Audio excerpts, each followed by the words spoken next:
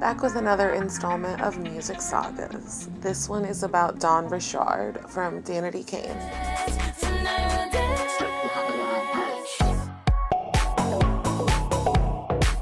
Some of you may be aware that I have quite a bit of Danity Kane Making the Band stuff uploaded onto my channel. I've been a huge fan since it originally aired and have followed all of their careers for the most part since. I have especially followed Dawn's career.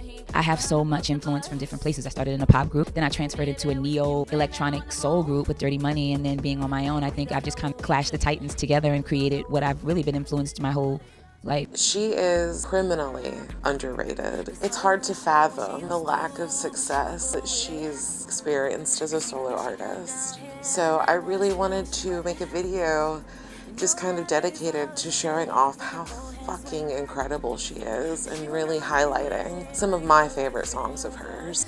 We were titans.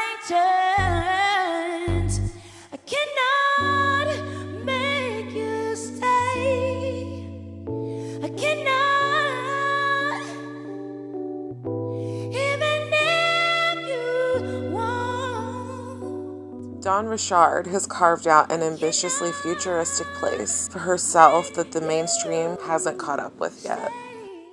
I read that quote when I was researching and I thought it just described her perfectly. Before we get into her solo career, I really wanted to give a little bit of a history of how she got into the industry. While dancing in the NBA, Dawn's friends suggested that she tried out for Making the Band. I could dance, so I tried out for the dance team, made it. Then I got to sing the national anthem anytime I wanted.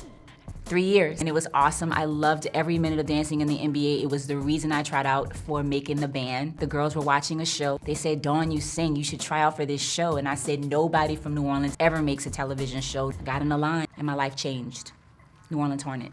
And she had previously tried out for American Idol and was told her voice was way too different, too husky, no way. Her parents were devastated by the Idol reaction and told her not to deal with those shows again, but she took a shot with Making the Band anyways. Man, it was one of the best experiences I ever had. I mean, I went from being homeless after Katrina with the disaster in New Orleans to being a part of a major, supergroup in a matter of like days. I do feel like Dawn is by far the most connected to Danity Kane. She seems the most passionate about it. And a little known fact is she's actually the reason the group is called Danity Kane.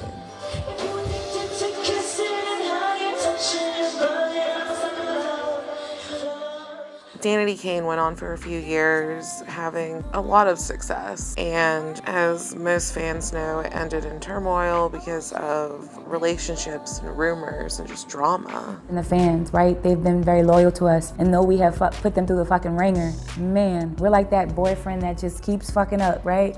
I think that the idea of Dawn having a solo career while still being in Danity Kane originated from the fact that various tracks by artists such as Lil Wayne and Flo Rida had been released, or leaked out really, featuring Dawn around 2008-2009. So I think that's where the whole rumor mill started of her like, oh, she's gonna go solo, which according to her was never a thing. So that was probably just super frustrating and lack of communication.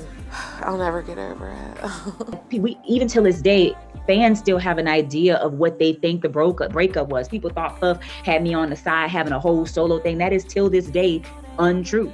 But people will go down in history believing that there was just this kind of malicious, when the reality is it was nothing like that. I think people have already believed what they chose to believe with these situations. After the split, Dawn stayed on Bad Boy and started to write for artists such as Cassie and even Diddy himself, which led to the creation of Dirty Money. They released one album called Last Train to Paris in December of 2010.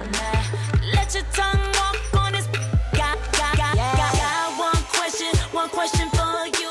When discussing her solo direction with Diddy, he said to her that the label would not understand her artistic direction. Dawn says that he was honest in saying, you have a choice, do the R&B route or you have to go. So she left. Bombs away, give me that boom boom bass. Hey, watch your mother bombs away. Dawn started working on solo material in 2010 with an EP called The Prelude to a Telltale Heart. She released it for free in February of 2011, and it got over 1 million downloads in just 1 month. She started to perform solo shows in 2011, doing originals, covers, and of course a DK song or two.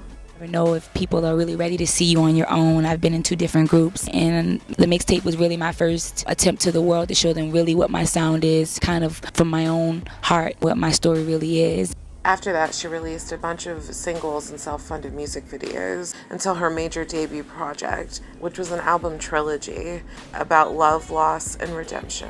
The 3 albums in the trilogy were released between 2013 to 2016, the first album being Golden Heart in January 2013.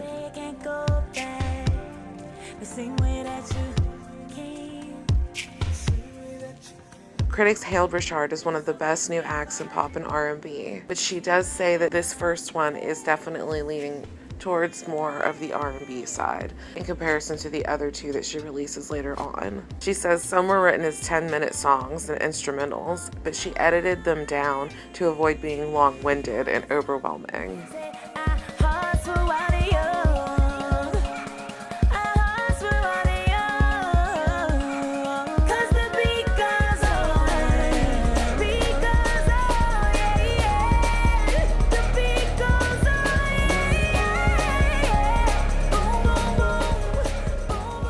Golden Heart had sold a total of 9,000 copies domestically. Finding herself lacking insufficient funds to produce her next album, she started a Kickstarter for $25,000. With only 133 backers lending $2,800, she was not able to reach her goal, and the campaign was unsuccessful. Her unfortunate Kickstarter failure and the reuniting of Danity Kane led Dawn to postponing her next album, Blackheart.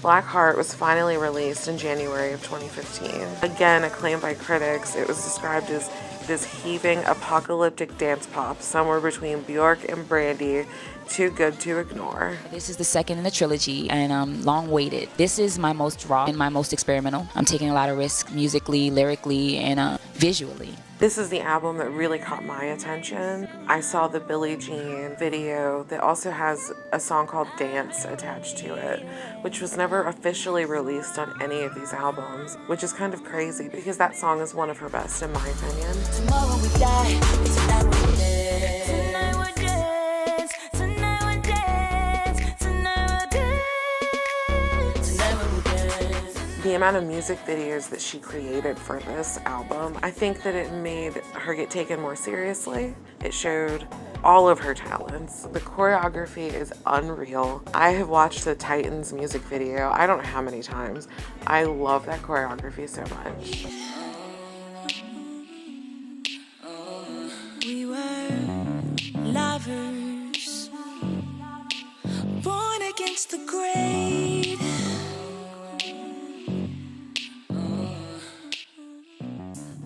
The last album in her trilogy was called Redemption, also called Redemption Heart on the physical copies of her album. She says of Redemption, "I wanted to create a vibrant atmosphere. It's about moving on, redeeming yourself, and finding redemption."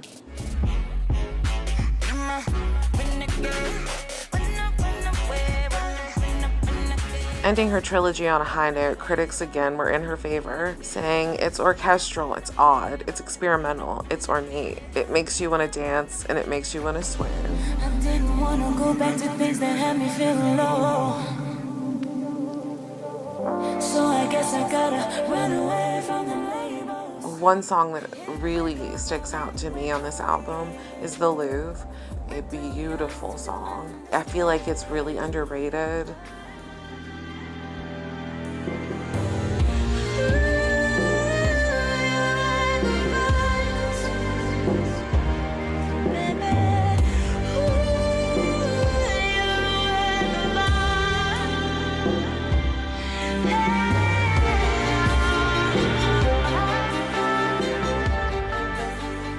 She toured heavily with this album, starting to show her creativity in real time with her incredible stage setup. When asked about her setup, she said, "If you're not gonna do it great, why the fuck do it at all? Money or not, people deserve good shit." She was so dedicated to having a good stage show, she actually built the set pieces herself. She says, "It was worth it to get a hammer and build that triangle every time. It was the best learning experience to sit with a production designer who normally builds sets for artists. I couldn't afford it, so I built it myself." Her stage shows are absolutely amazing, and they have only gotten better. When you're independent, you don't get cheerleaders, you don't get cosigns, right? So you have to cosign yourself, because if not, you'll miss the moment. After all the touring for the last album in her trilogy, she took some time off and moved back to New Orleans. She said in an interview once, "People don't realize when my career started taking off, Hurricane Katrina happened, so I was homeless and lost everything. I don't think people really know who I am because I didn't get a chance to show it because of Hurricane Katrina." So when I was on the TV show, I was really quiet because I just wanted to get a job. So there was no personality. I wasn't trying to win people. I was just trying to get a job. So I think people really didn't know who I was beyond just me being that. So they never really got an opportunity to see who I was beyond music. After moving back home, it reignited her inspiration. When you think of New Orleans, there is no rules. So doesn't it make sense that I make an album that doesn't have one set genre? And it heavily inspired her next album called New Breed.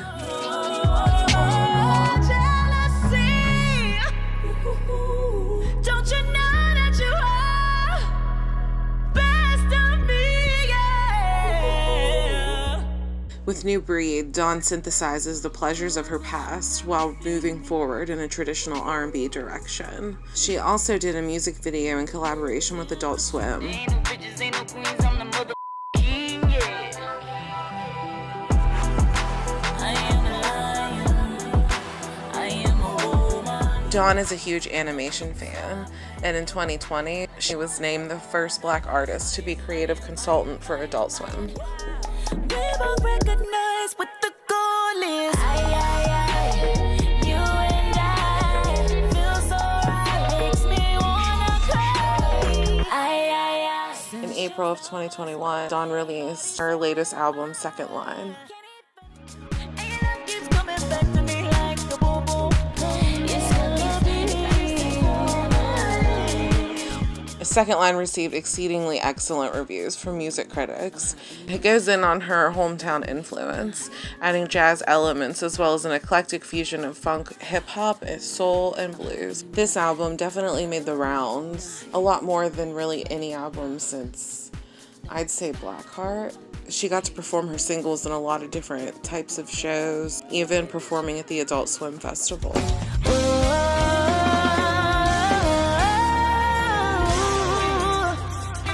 yeah. Jumping out of the timeline of her albums, I did want to bring up her collaborations because she has so many. Well, you just disappeared. That's why I'm asking this question. I wonder whatever became of you. I'm not. She's done collabs with Lil Wayne, Flo Rida, Drake, Eve, Frank Ocean, and even Q from D26. No matter what anyone says, and now I know it's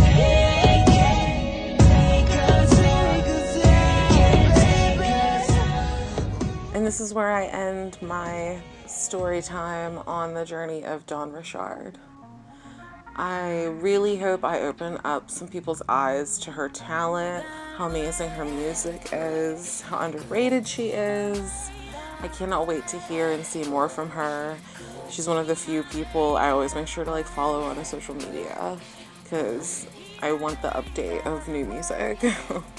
Thanks for listening. Long live DK. Bye. Yeah, man.